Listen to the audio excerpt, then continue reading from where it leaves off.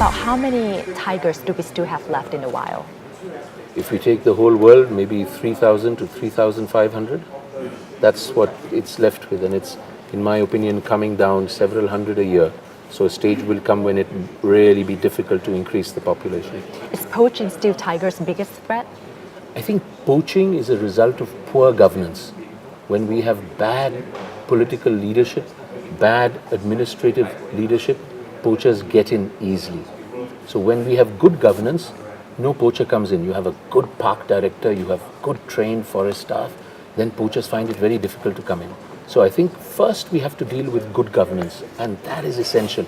In my country, in India, the governance is very bad, and I fight for this all the time, that the political leadership and the bureaucratic leadership must make sure that governance is good, because that's a deterrent to poaching.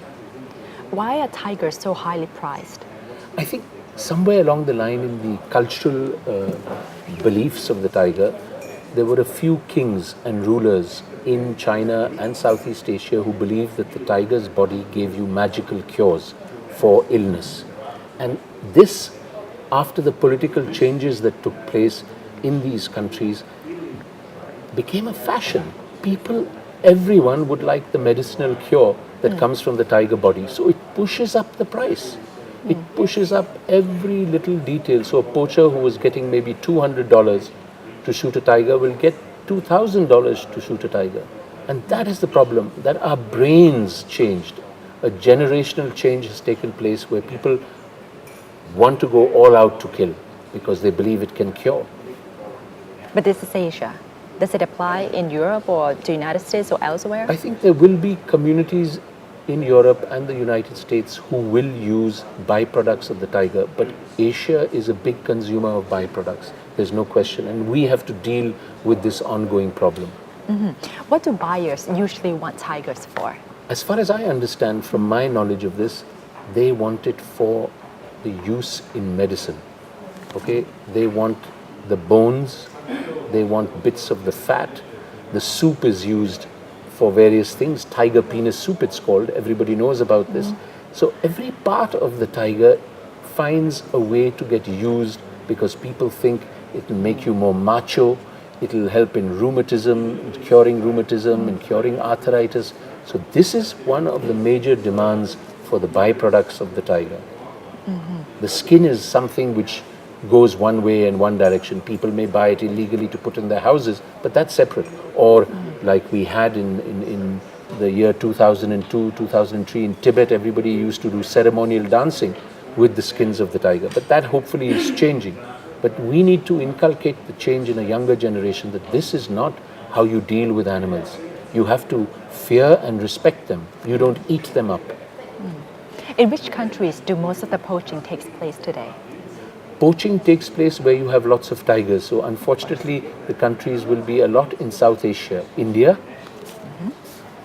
Nepal, Bangladesh. They will all suffer from poaching. The few tigers that were in Vietnam, Laos and Cambodia have been poached, and there are very few left. China hardly has a few tigers in it. Maybe a little bit of poaching in Malaysia, Thailand, Indonesia. I don't know the state, but there must be a little bit. But where you have more tigers, you have more poaching. So India has half the world's population of tigers, so we have a lot of poaching to deal with. If we don't do anything at all, in about how many years would tigers become extinct? 5 years. If you 5. don't do anything at all right now, in 5 years the population will come so down that it can never recover. So you may have man-managed areas with big fences where there are some wild tigers left, but you won't have wild tiger populations that live in a forest and can walk to another forest. Africa has survived with its wildlife, but it survived because they bring in good models of governance. Can you believe it? Kenya has every model where local people, hotel operators, scientists, they all work together hand in hand. We have to find partnerships today with both local people being beneficiaries, with independents joining government hand. We can't leave everything to government to manage. They can't do it anymore.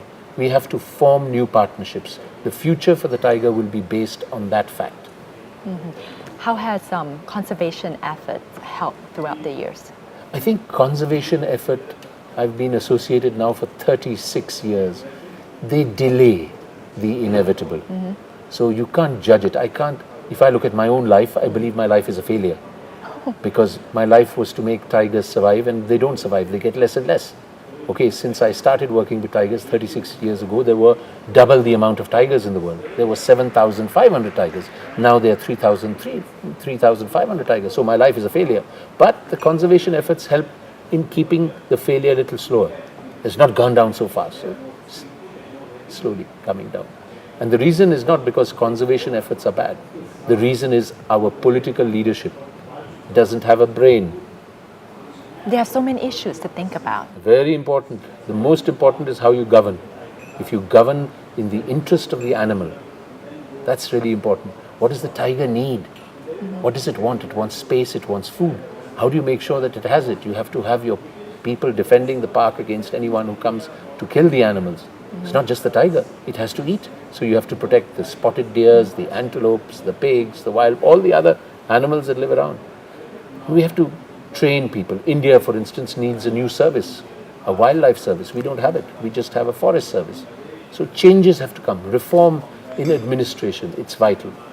How do you think we can change the values that some people have, especially in Asia, about Tigers. tigers? I think there's been a lot of effort by conservation organizations to do educational awareness. I think this should increase tremendously.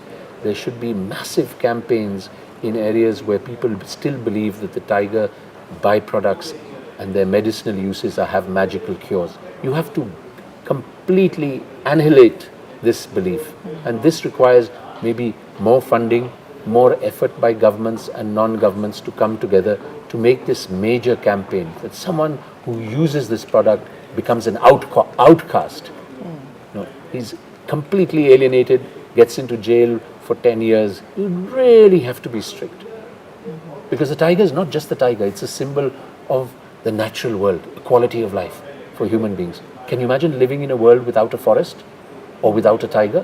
Where would the water come from? Where would it be born? How would it affect rivers? What would happen to the sea and the geography when you cut every last tree down? So these are all things we have to believe in to save. How can we all help? By joining hands. We have to join hands like this, hold hands of independent people, wildlife scientists, NGOs, bring them together. Don't fight with them. Don't make politics with everyone. Work together as a team. If we do nothing about wildlife crime, tigers will become extinct in 5 years, and probably other species will follow suit as well. We all can simply help by not buying wildlife products and educating our young people about the danger of wildlife crime. See you next week. สวัสดีค่ะ